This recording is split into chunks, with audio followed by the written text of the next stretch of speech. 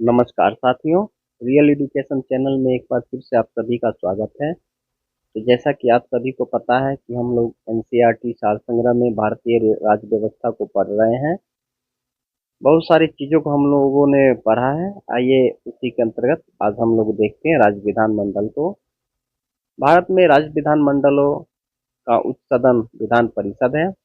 राज्यों के वित्तीय लेखों पर नियंत्रक एवं महालेखा परीक्षक कैग का होता है।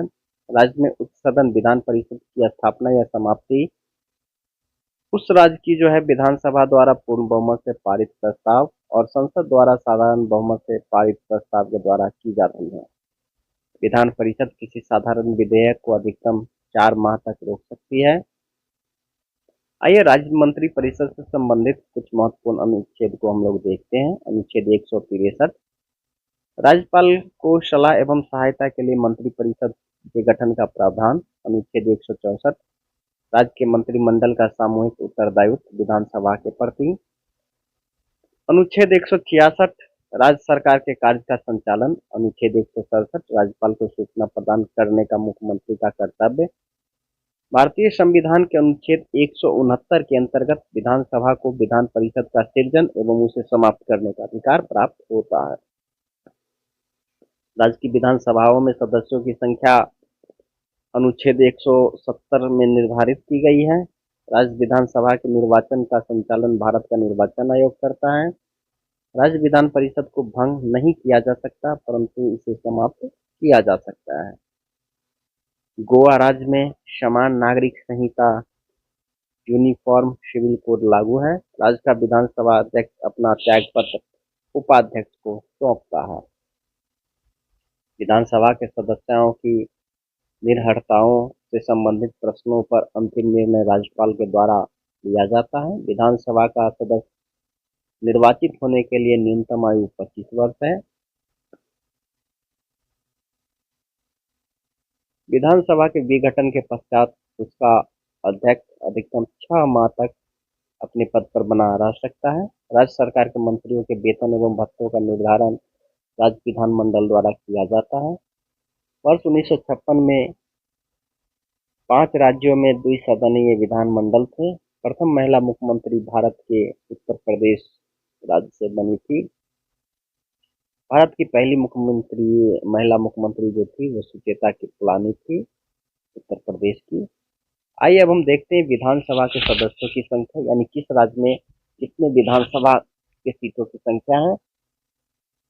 आंध्र प्रदेश 175, असम 126, छत्तीसगढ़ 90, छत्तीसगढ़ हरियाणा 90, गुजरात 182, हिमाचल प्रदेश 68, कर्नाटक 224, 224, मध्य प्रदेश 230, मणिपुर, त्रिपुरा, मेघालय, नागालैंड, अरुणाचल प्रदेश। मणिपुर, अरुणाचल प्रदेश, मेघालय, नागालैंड और त्रिपुरा में 60 सीटें हैं। मिजोरम और गोवा में 40-40 सीटें हैं। मिजोरम और गोवा में 40 सीटें हैं। उड़ीसा 147, राजस्थान 200, तमिलनाडु 234, उत्तराखंड 70, बिहार 243, हरियाणा और छत्तीसगढ़ 90, झारखंड 81, केरल 140, महाराष्ट्र 288, पंजाब 117, सिक्किम 32, तेलंगाना 119, उत्तर प्रदेश में सबसे ज़्यादा 403, पश्चिम बंगाल 294, दिल्ली 70, पुदुचेरी 30, जम्मू कश्मीर 83 और 24 जो है यूके के लिए रिक्त है। मुख्यमंत्री की सलाह पर राज्यपाल द्वारा मंत्रियों की नियुक्ति की जाती है और ये राज्यपाल के प्रसाद पर्यंत कार्य करते हैं। आइए उच्च न्यायालय देखते हैं हम लोग। अंडमान निकोबार द्वीप समूह कलकत्ता उच्च न्यायालय के क्षेत्राधिकार में आते हैं। उच्च न्यायालय के न्यायाधीश के वेतन और भत्ते राज्य के संचित निधि से दी जाती है। उच्चतम न्यायालय के निर्णय से पूर्व इलाहाबाद जो है उच्च न्यायालय ने यह निर्णय दिया है कि एक ही बार में 3 बार तलाक करने से तलाक होना गैर कानूनी है। न्यायाधीशों को हटाने की प्रक्रिया में 3 सदस्यीय समिति जो होते हैं, भारत के मुख्य न्यायाधीश या उच्चतम न्यायालय का कोई अन्य वरिष्ठ न्यायाधीश, उच्च न्यायालय का मुख्य न्यायाधीश, एक प्रख्यात विधिज्ञता। एक उच्च न्यायालय का न्यायाधीश अपना त्यागपत्र राष्ट्रपति को सौंपता है। उच्च न्यायालय के न्यायाधीश की सेवानिवृत्ति आयु 62 वर्ष है। जब सर्वोच्च न्यायालय किसी व्यक्ति अथवा संस्था को उसके दायित्व के निर्वहन हेतु रिट जारी करता है तो उस लेख को परम आदेश कहा जाता है। भारत में उच्च न्यायालय की कुल संख्या 25 है। संपत्ति का अधिकार वर्तमान में लीगल राइट्स वैधानिक अधिकार है। राज्य के उच्च न्यायालय का मुख्य क्षेत्राधिकार के अंतर्गत परामर्श संबंधी क्षेत्राधिकार नहीं आता है। अधीनस्थ न्यायालयों की कार्य पद्धति की परीक्षण के लिए उत्प्रेषण याचिका दायर करती है। मूल अधिकारों का संरक्षण उच्च न्यायालय और उच्चतम न्यायालय दोनों की अधिकारिता में आता है। भारत के संविधान के अनुसार जिला न्यायाधीश के अंतर्गत सम्मिलित नहीं है, वो है अधिकरण ट्रिब्यूनल जज। आइए कुछ महत्वपूर्ण अनुच्छेद को हम लोग देखते हैं। उच्च न्यायालय से संबंधित अनुच्छेद 214, 214 राज्यों के लिए उच्च न्यायालय की व्यवस्था। अनुच्छेद 215 उच्च न्यायालय अभिलेख न्यायालय के रूप में है। अनुच्छेद 216 उच्च न्यायालय का गठन। अनुच्छेद 217 उच्च न्यायालय के न्यायाधीश पद के लिए नियुक्ति और अर्हताएं। अनुच्छेद 218 उच्च न्यायालय में उच्चतम न्यायालय से संबंधित कुछ प्रावधान का लागू होना। अनुच्छेद 219 उच्च न्यायालय के न्यायाधीशों की शपथ ग्रहण। अनुच्छेद 220 अस्थायी न्यायाधीश बहाल होने के बाद टैक्स पर प्रतिबंध। अनुच्छेद 221 न्यायाधीश का वेतन भत्ता। अनुच्छेद 222 किसी न्यायाधीश का एक उच्च न्यायालय से दूसरे उच्च न्यायालय में स्थानांतरण। अनुच्छेद 223 कार्यवाहक मुख्य न्यायाधीश की नियुक्ति। अनुच्छेद 224 अतिरिक्त एवं कार्यवाहक न्यायाधीश की नियुक्ति। अनुच्छेद 224 से उच्च न्यायालय में सेवानिवृत्त न्यायाधीशों की नियुक्ति। अनुच्छेद 225 उच्च न्यायालय का क्षेत्राधिकार। अनुच्छेद 226 कुछ रिट याचिकाएं जारी करने की उच्च न्यायालय की शक्ति। अनुच्छेद 226 के अंतर्गत केंद्रीय अधिनियमों की संवैधानिक वैधता पर विचार नहीं किया जाना। अनुच्छेद 227 उच्च न्यायालय की सभी अधीनस्थ न्यायालयों पर अधिक्षण की शक्ति। अनुच्छेद 228 उच्च न्यायालय में कुछ मामलों का स्थानांतरण। अनुच्छेद 228 का राज्य अधिनियमों की संवैधानिक वैधता से संबंधित प्रश्नों के विस्तारण के लिए विशेष प्रावधान। अनुच्छेद 229 पदाधिकारी तथा सेवक एवं उच्च न्यायालय के व्यय। अनुच्छेद 230 उच्च न्यायालय का क्षेत्राधिकार। 231 अनुच्छेद 2 या अधिक राज्यों के लिए लागू। कुल मिला के देखा जाए तो जो मुख्य है उसको एक बार हम लोग देख लेते हैं एक बार और। अनुच्छेद 214 राज्यों के लिए उच्च न्यायालय की व्यवस्था। उच्च न्यायालय के अभिलेख न्यायालय है अनुच्छेद 215। उच्च न्यायालय का गठन 216। उच्च न्यायालय के न्यायाधीश पद के लिए नियुक्ति एवं अर्हता 217। शपथ ग्रहण उच्च न्यायालय के न्यायाधीश का 219। न्यायाधीश का एक उच्च न्यायालय से दूसरे उच्च न्यायालय में स्थानांतरण 222। कार्यवाहक मुख्य न्यायाधीश की नियुक्ति 223। उच्च न्यायालय के क्षेत्राधिकार 225। उच्च न्यायालय में कुछ मामलों का स्थानांतरण अनुच्छेद 228। उच्च न्यायालय के न्यायाधीश को पेंशन भारत की संचित नीति से दिया जाता है। आइए कुछ उच्च न्यायालय के नाम और उसके स्थापना वर्ष को देखते हैं। कलकत्ता, मुंबई और मद्रास 1862 ईस्वी। कलकत्ता, मुंबई, मद्रास 1862 ईस्वी। कर्नाटक 1884 ईस्वी। इलाहाबाद 1866। पटना 1916। जम्मू कश्मीर 1928 ईस्वी। मध्य प्रदेश 1936 ईस्वी। पंजाब हरियाणा 1947। गुवाहाटी उड़ीसा 1948। राजस्थान 1949 ईस्वी। आंध्र प्रदेश 1954 ईस्वी। केरल 1958 ईस्वी। गुजरात 1960 ईस्वी। दिल्ली 1966 ईस्वी, हिमाचल प्रदेश 1967 ईस्वी, सिक्किम 1975 ईस्वी, छत्तीसगढ़, उत्तराखंड और झारखंड 2000 ईस्वी, मेघालय, मणिपुर, त्रिपुरा 2013 ईस्वी, तेलंगाना 2018 ईस्वी।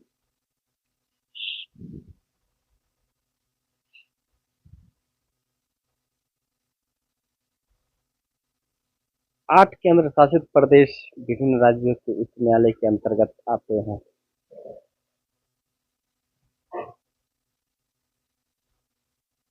छह उच्च न्यायालय इलाहाबाद, बॉम्बे, गुवाहाटी, मध्य प्रदेश, मद्रास, राजस्थान की अस्थायी खंडपीठ है। निवारक निरोध के अंतर्गत एक व्यक्ति को बिना मुकदमा चलाए 3 माह तक बंदी बनाकर रखा जा सकता है। इलाहाबाद उच्च न्यायालय का गठन 1866 ईस्वी में हुआ। न्यायालय में कार्यवाही लंबित होने की दशा में लागू की जाती है प्रतिषेध रिट।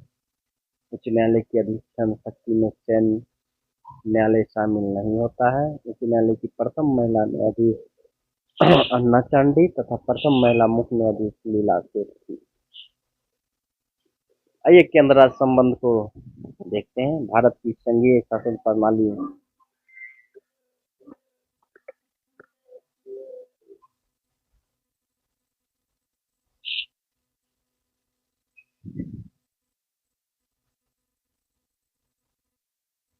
भारत की संघीय शासन प्रणाली किस देश के संविधान से प्रेरित है? तो वो है कनाडा।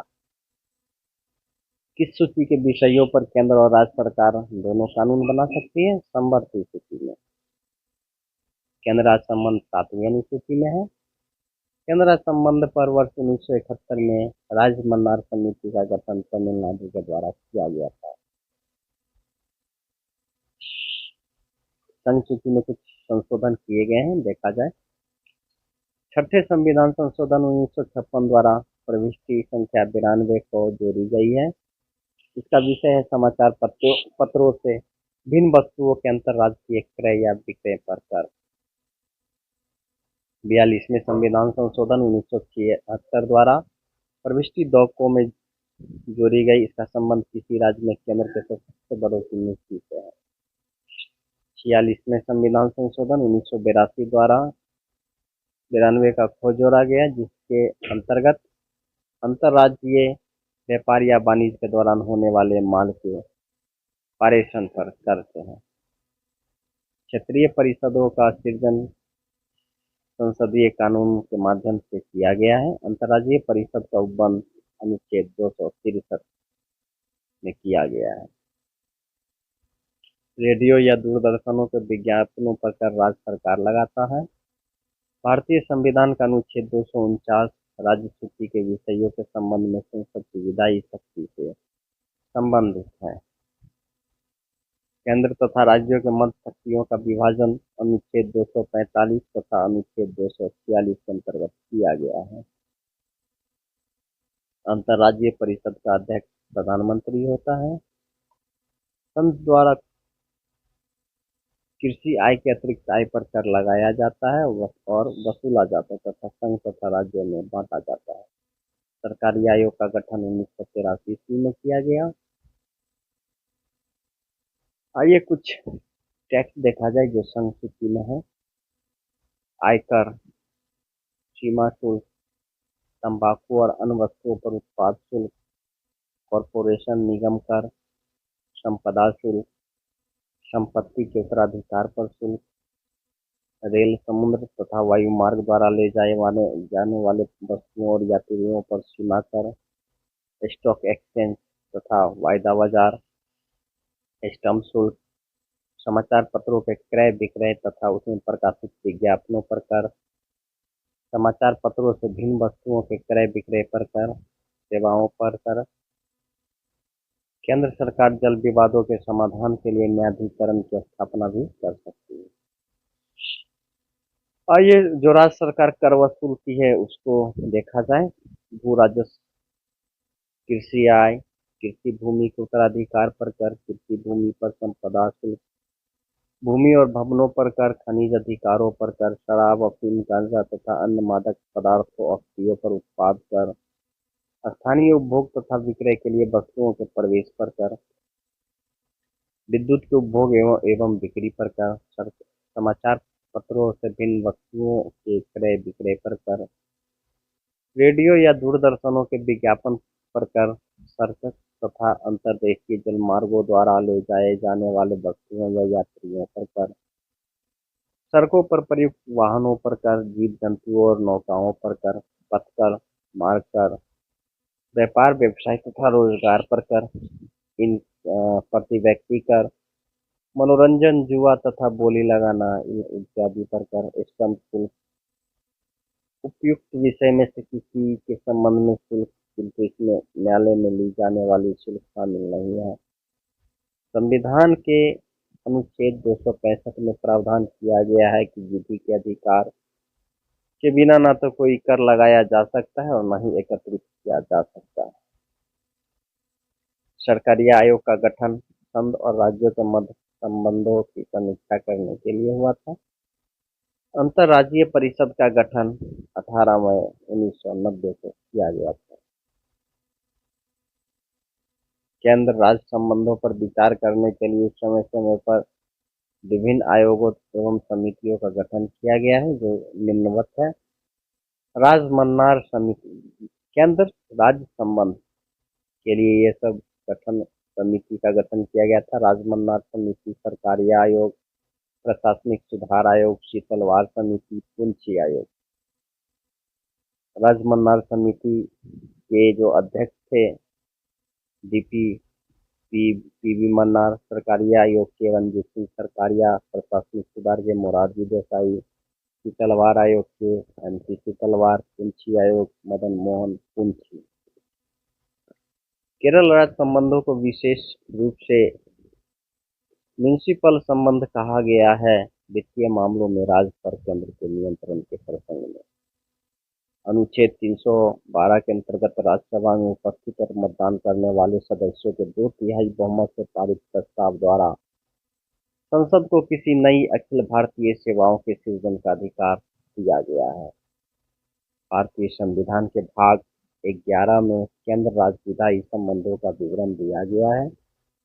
जल संबंधी विवादों का न्याय निर्णय अनुच्छेद 262 में है। प्रधानमंत्री की अनुपस्थिति में अंतर्राज्यीय परिषद की अध्यक्षता उसके द्वारा नियुक्त कैबिनेट स्तर के मंत्री द्वारा की जाती है। राजमन्नार समिति ने यह सुझाव दिया था कि राज्यपाल के प्रसाद पर्यंत राज्य मंत्री परिषद के पद धारित करने से संबंधित प्रावधान समाप्त कर दिया जाए। अनुच्छेद 256 से 263 तक संघ और राज्यों के प्रशासनिक संबंधों का उल्लेख किया गया है। अनुच्छेद 263 अंतर्राज्यीय परिषद के गठन का प्रावधान है। अनुच्छेद 262 के अंतर्गत प्रदत्त शक्तियों के प्रयोग से संसद द्वारा नदी बोर्ड अधिनियम 1956 तथा अंतर्राज्यीय जल विवाद अधिनियम 1956 पारित किया गया। जल विवाद अधिनियम 1956 के अंतर्गत केंद्र सरकार ऐसे विवादों के समाधान के लिए न्यायाधिकरण की स्थापना भी कर सकती। तत्कालीन जो उस समय के प्रधानमंत्री श्री विश्वनाथ प्रताप सिंह की अध्यक्षता में अंतर्राज्यीय परिषद की प्रथम बैठक 10 अक्टूबर 1990 को हुई।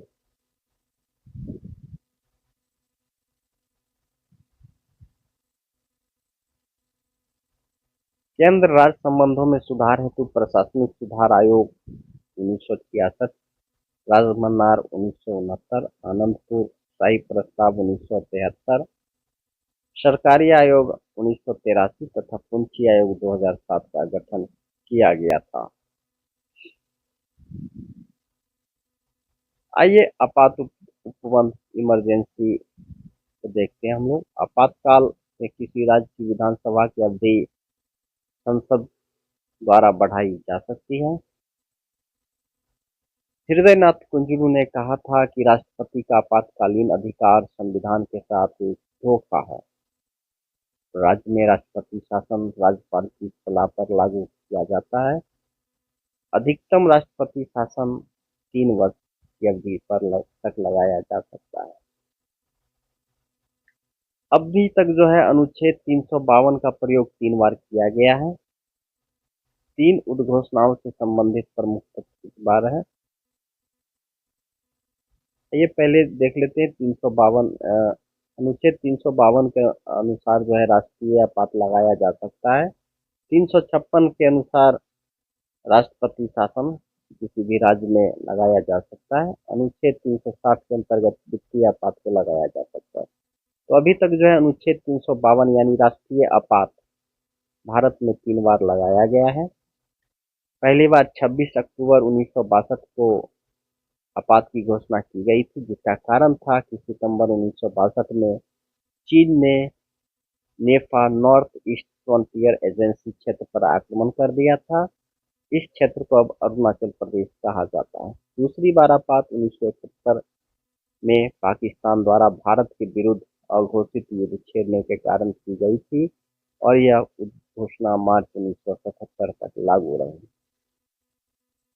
आपात की तीसरी बार जो है उद्घोषणा आंतरिक अशांति के आधार पर 25 जून 1975 को की गई। यह उद्घोषणा 21 मार्च 1977 को वापस ले ली गई। भारतीय संविधान के अनुच्छेद 352 के अनुसार राष्ट्रीय आपात की घोषणा युद्ध, बाह्य आक्रमण, सशस्त्र विद्रोह के आधार पर की जाती है। भारतीय संविधान के अनुच्छेद 355 के अंतर्गत भारत सरकार का दायित्व है कि वह बाह्य आक्रमण एवं आंतरिक अशांति से राज्यों की रक्षा करे। भारतीय संविधान के अनुच्छेद 356 के अंतर्गत किसी राज्य में राष्ट्रपति शासन लागू किया जा सकता है। अभी तक भारत में अनुच्छेद 360 यानी वित्तीय आपातकाल का प्रयोग एक बार भी नहीं किया गया है। राष्ट्रपति मूल अधिकार अनुच्छेद 20 एवं 21 के अतिरिक्त अनुच्छेद 359 के अंतर्गत जो है अतिरिक्त कार्यान्वयन को स्थापित कर सकती है। संसद द्वारा आपातकाल की घोषणा का अनुमोदन 1 माह के अंतराल पर होना आवश्यक है। भारतीय संविधान के अनुच्छेद 356 के अंतर्गत राष्ट्रपति शासन सबसे पहले पंजाब राज्य में लागू किया गया था। राष्ट्रीय आपातकाल में लोकसभा की अवधि आपातकाल की समाप्ति तक बढ़ाई जा सकती है, लेकिन एक समय में केवल 1 वर्ष के लिए बढ़ाई जा सकती है। अनुच्छेद 352 में राष्ट्रीय आपात के दौरान जो है संघ और राज्यों के मध्य शक्ति का विभाजन समाप्त हो जाता है और संघ राष्ट्रपति के विषय पर विधि का निर्माण कर सकते हैं। भारत की संघात्मक प्रणाली एकात्मक रूप से कार्य करने लगती है। अब तक राष्ट्रीय आपात का प्रयोग 3 बार किया गया है। अनुच्छेद 356 राष्ट्रपति शासन में जो होती है राज्य की विधानसभा को भंग कर दी जाती है और शक्तियों का विभाजन भी समाप्त हो जाता है। भारत की शासन प्रणाली एकात्मक स्वरूप ग्रहण कर लेती है। अब तक राष्ट्रपति शासन का प्रयोग 120 बार से अधिक किया जा चुका है। अनुच्छेद 360 वित्तीय आपात अभी तक भारत में एक बार भी नहीं लगा है। वित्तीय आपातकाल में संघ और राज्य के मध्य करों का विभाजन स्थापित कर दिया जाता है। संघ एवं राज्य के अधीन कार्यरत सभी व्यक्तियों के वेतन एवं भत्ते में कटौती की जा सकती है, जिसके अंतर्गत उच्चतम एवं उच्च न्यायालय के न्यायाधीश भी शामिल हैं। मूल संविधान में आपात की घोषणा में सशस्त्र विद्रोह के स्थान पर आंतरिक अशांति का उल्लेख था।